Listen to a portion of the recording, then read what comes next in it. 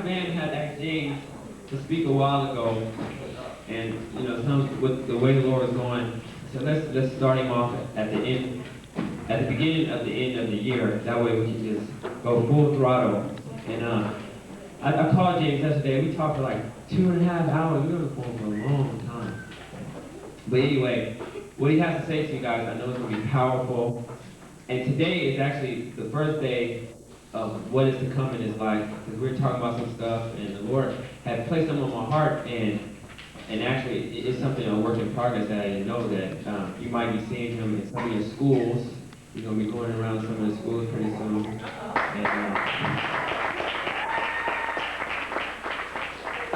And tomorrow he'll be at MIT Academy at the high school. Yeah, so if you go to MIT, the high school, he'll be there tomorrow. So yeah, I mean, I'm gonna let him. His name is James Mcclanahan. For you guys that don't know, we went to high school together. But I'm not gonna say anymore. I'm gonna let him tell his story and say what he has to say to you guys. So make sure you're listening, because it's gonna be powerful and it's gonna help everybody in here. So no talking. If I see you talking, I might actually leave, and I don't know where to do that, but I'm gonna do it today. So yeah, everyone stand. Everybody stand.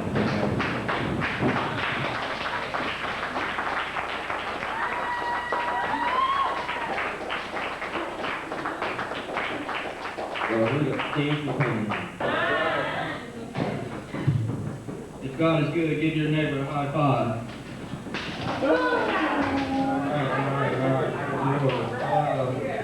How many of you have goals? Goals in life, what you want to do in life? All of you should raise your hand. All of you should have goals in life. Goals determine what you want to do in the future, where you want to go in your career, and what you want to be. Some people have goals to be doctors, some people have goals to be lawyers, some people have goals to be a business person or whatever have you. I had a goal when I was in high school. I played football, basketball, and baseball. I had a goal to become a professional baseball player one day. That was my goal. I worked hard at it every day. I was consistent at it. 7 days a week, I was constantly in the gym. I was constantly hitting the ball and just doing things like that. And that's one thing with your goals.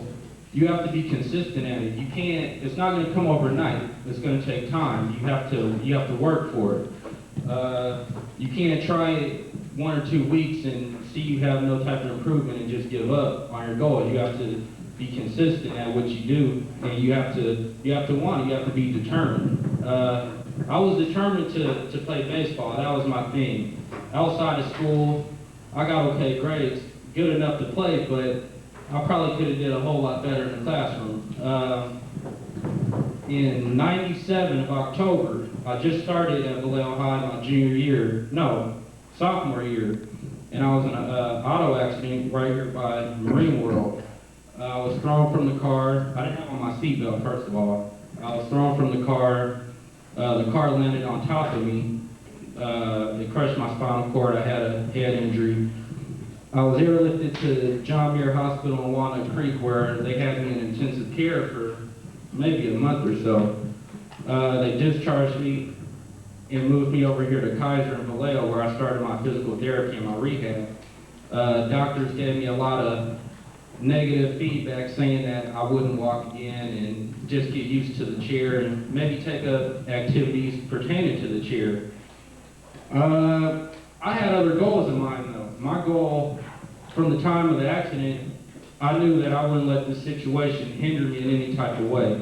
I knew with God and prayer and just by believing that all things are possible. So from then on, it was just a matter of working to get back on my feet and to walk again. And I came across a lot of people saying, well, if I was in your situation, after 7 years, I probably would have been given up by now. It's like, I don't see how you do it. And I tell them this, it's because you're not in my situation. It's like God didn't place you to be in a situation like this. It's only a selective few that God will choose to put in a situation so he can get the glory out of it when it's all said and done. And I'm a warrior. I'm a fighter. You know, I don't give up. I don't take no for an answer. I'm going to fight till the end. And that's just how I am. That's how I've always been. Even when I was playing sports, you got to be competitive. For those of you who play basketball, baseball, football, it's a competitive sport, and you have to be competitive. And that's the only way you will get better, by competing. If you don't compete, you might as well just, tell the other team, you can have the win. So, but doctors told me that I wouldn't walk. Doctors told me that there was no hope. So, from 7 years to now, I've came a long ways. I mean, even doctors right now, they say, well, man, I don't know how you do the things that you do. I drive, I go to school, I get good grades now because I could just concentrate on school. And they think it's just by accident that all this happened. They don't know that God brought me from the hospital bed 7 years ago to right here being able to talk to you guys. And it was all God that did that, nobody else. And he gets all the credit for it. So I went out to Germany a couple of months ago. I went out there to get some type of stem cell treatment. If you're not familiar with stem cells, you might want to do the research because I don't have time to explain everything about it. But for those of you who know about it, I went out there and got that procedure done.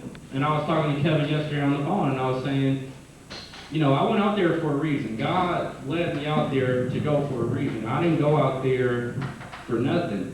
It was a purpose for me to go out there, and I went out there. And so when I got back, people were saying, oh, well, how come you're not walking? You went out there for the treatment. Did it not work? This and that. And I have to explain to them that it's all on God's time. It's like I went out there for a purpose. I went out there because God called me to go out there. It's His time when I get out of this wheelchair and walk.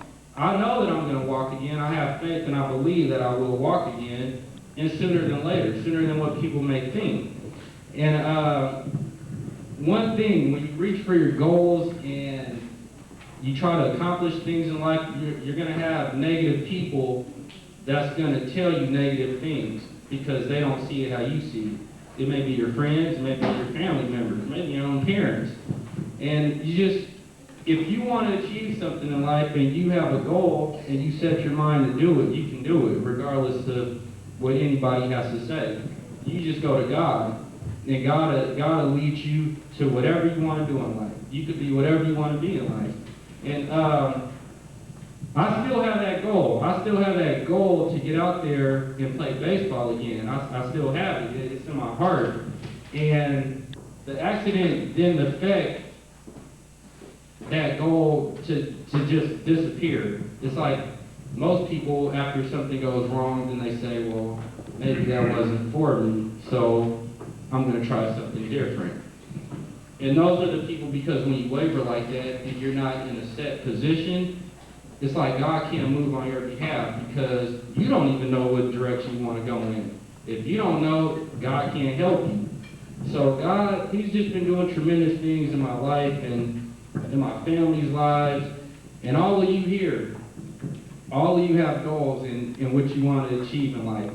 And as you get older, those goals might change. You might take up something else. You might, say, well, that wasn't for me. That was when I was young. Now I want to try something different. Some of you may go off to college after high school. Some of you may just get a job and not want to go to school. But whatever you do, just be the best at it. Whatever you want to do. If you want to go to college, be the best. Get good grades, do good, study hard.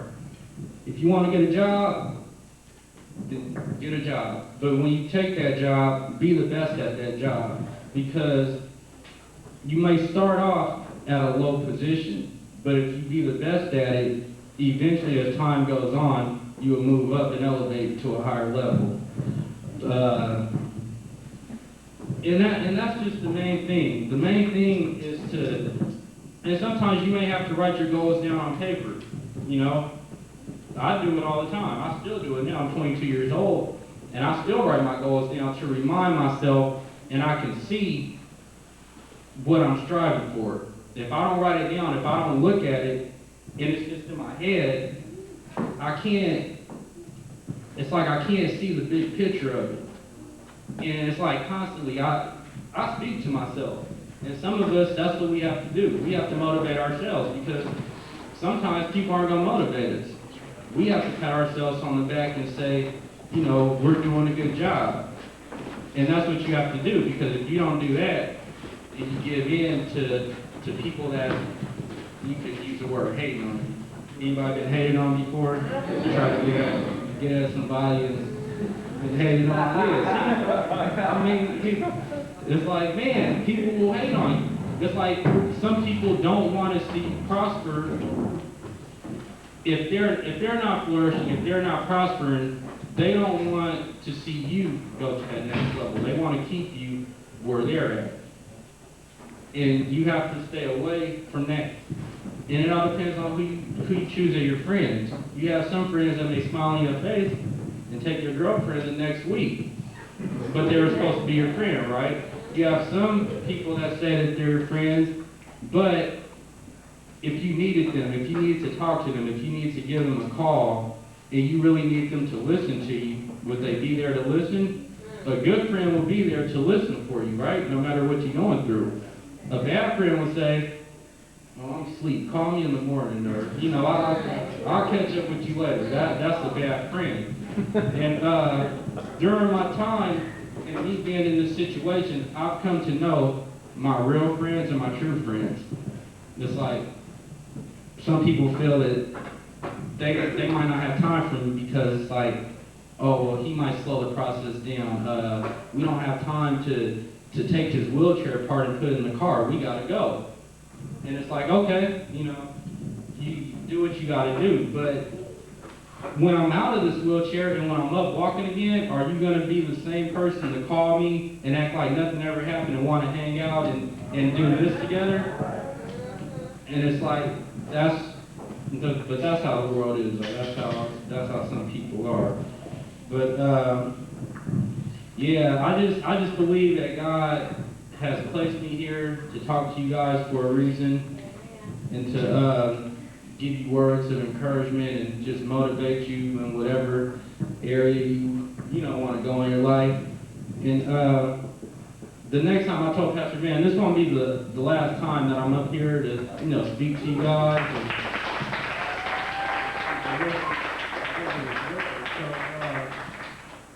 But yeah, I'm still holding on. I'm still reaching for that goal. I'm still determined to show God's glory. And God is going to use me. He's already been using me, but He's going to use me in a way that I can't even imagine. He's already been using me in ways that I can't even imagine. It's like some of the stuff that I've done in my life and accomplished, I knew it was God, because going in, you may say, well, man, how am I going to achieve this goal, or how am I going to do this? If you rely on your own strength and your own ability and your own knowledge, you won't do it. You won't be successful at it, or you won't be happy with it. If you rely on God to lead you and guide you and direct you into the area where He wants you to go, you can't go wrong. You can't go wrong. People can't stop you. Negative words can't hold you down. It won't get to you, because you got God with you. And if God is on your side, who can be against you? Nobody. So, yeah, like I said, the next time I'm up here talking again, by the grace of God, I know that I will be I won't be in this wheelchair. So, I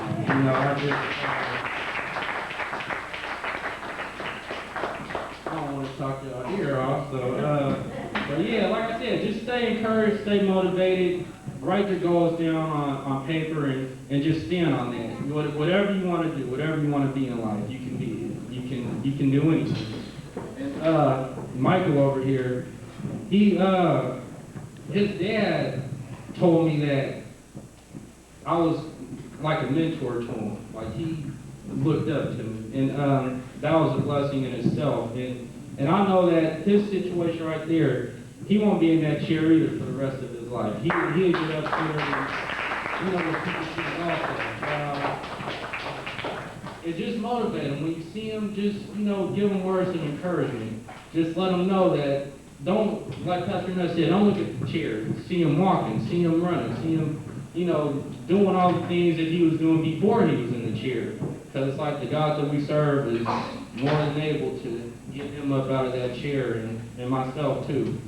So, thanks for having me again, and just stay motivated, stay encouraged, stay determined, stay away from negative people, and it's all good. So, but thanks for having me.